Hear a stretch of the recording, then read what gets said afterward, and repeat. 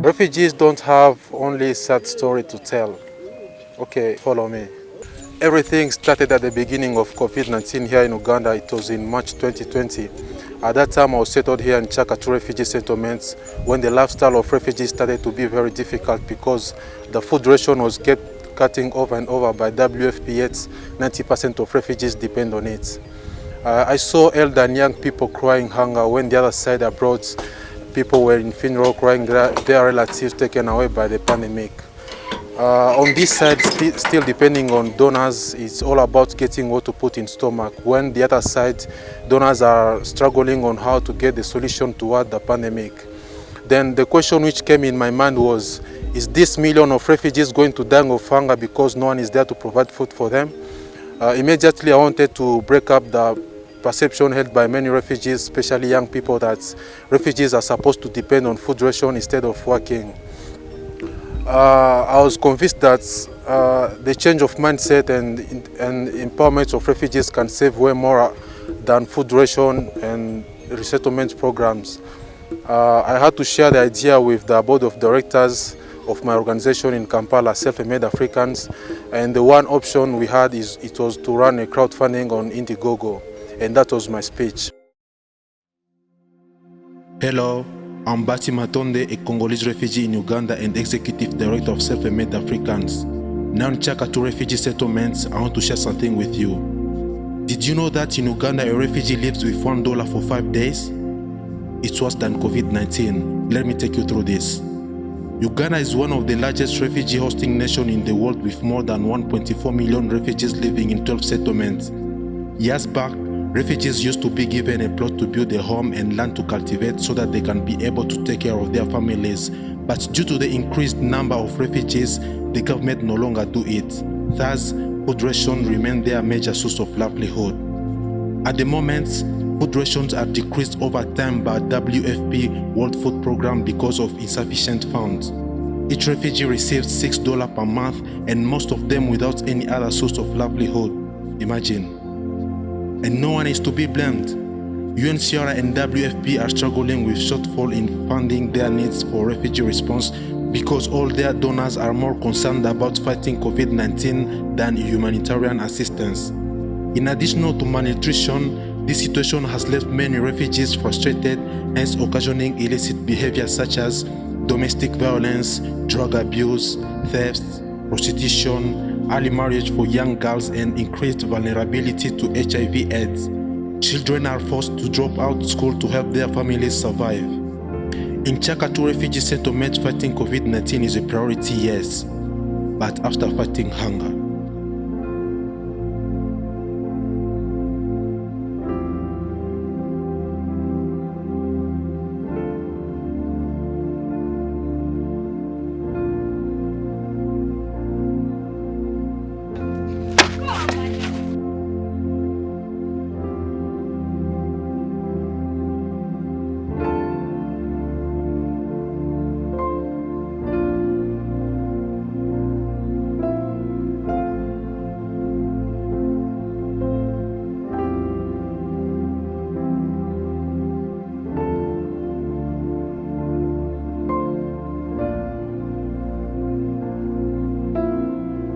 New strategies must be established by refugee communities, like coming up with small projects but with huge impacts in the community in manner to help UNHCR and WFP solving this crisis. Self-Made African's Plan Intervention seeks to initiate income-generating activities to employ youth, change the entrepreneurial mindset of youth through trainings in entrepreneurship and skills development. This project is going to initiate 3 model income-generating activities, and in addition to that, 100 youth will be trained in practical skills such as making craft shoes, paper bags, night sweaters, making craft bags, making bar and liquid soap, making school charcoal, hair shampoo, and raising animals.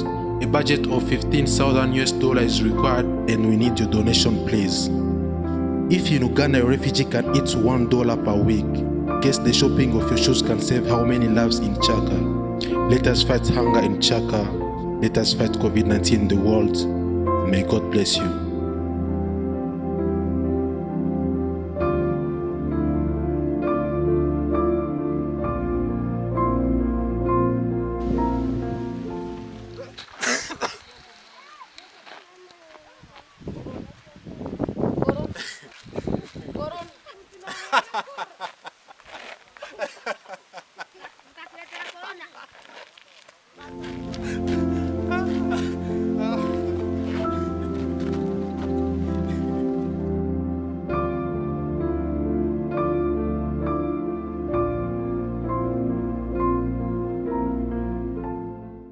Unfortunately, we didn't reach our goal. Zero fund. It's hurted so much. So much.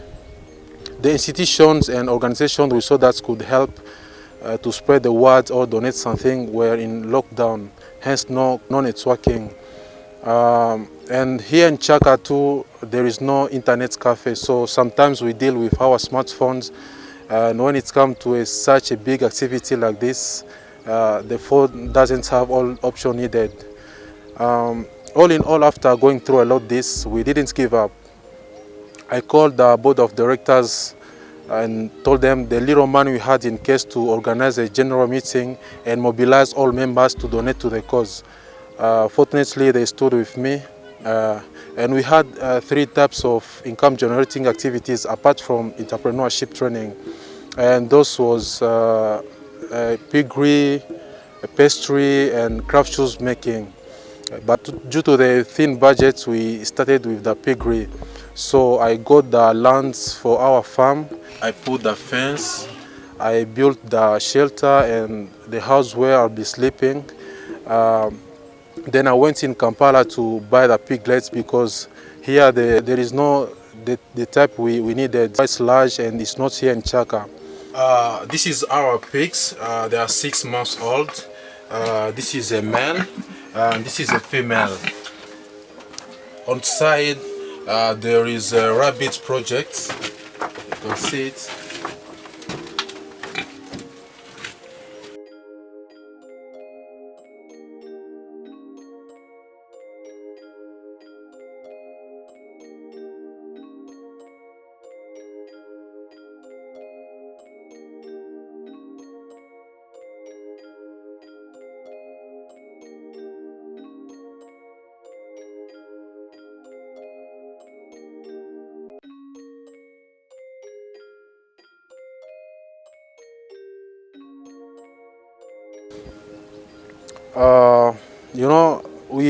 We get many challenges rearing these pigs. First of all, it's expensive to feed the pigs. When it comes to buy the maize brand, big pig, cotton.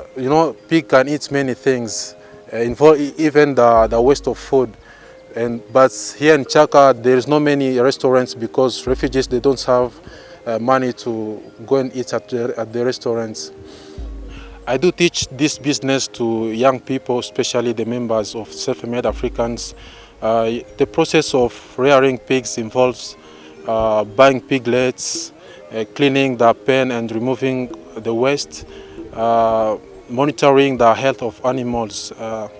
Our goal is to rear and keep 50 females that will be producing 1,000 piglets per year, and the estimated revenue is $30,000 per year.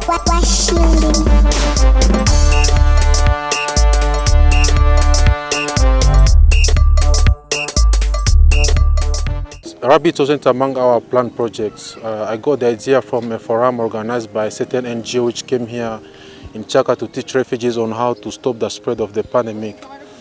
They had lunch for participants and food was enough so that we could leave some food on the plates. After a while, I saw children eating the piece of meat from the garbage. It sounded strange for me that I could get close to them and ask why are they behaving so. All of them were shy apart from a little boy who got the courage with a shaky voice said, "We have finished 6 months without eating meat at home." That situation frustrated me for a couple of days, and I was asking myself, what can I do to fight malnutrition within my community? I remembered in Congo at home, we had rabbits at home. Rabbits can produce monthly, and eating meat was a habit at home. Then I said, why not starting a such project for my community? I remember I had no money with me. I was really broke, but I afforded to buy 4 rabbits, and then I got a space in the shelter of pigs. After I selected 5 children among those vulnerable children who was at the forum. Sometimes they play the role of provider. We have fun with them, good moments. I keep giving them counseling. It's good for children. My goal about this rabbit project is to give the startup to these children. When the rabbits produce, I give them the babies so that they can go and rear them at home, so that after some months they will start to eat meats as usual as other children. But the big challenge we still have is these children, they don't have places where to rear these rabbits from. Sometimes you find the house is very small, or there are many people in the house. So it's very difficult, but we are soon getting the solution. As you can see, this shelter is not so big for both the rabbits and the pigs. As you can see now, we are building another shelter for the rabbits, and that's where we are going to put all the rabbits. The purpose of, it's not safe as a refugee to share his location or what I do, but the purpose of sharing this video is to inspire the world, especially refugees who are going through a lot these tough periods. What I want to tell them is to set goals, get some objectives, come up with some strategies. It's not easy, but there are things that you may think that you can't achieve. I believe that once you do something with passion, you may achieve what people didn't thought that you can achieve. As a film company, we need cameras, we need reflectors, we need sound system. And here in Chakatu, we have got an office, but it's not equipped. We need furnitures in case you have used table, used chairs. You have anything you think can work in the office, you can support us, please. Thank you. I love you all. Mwah.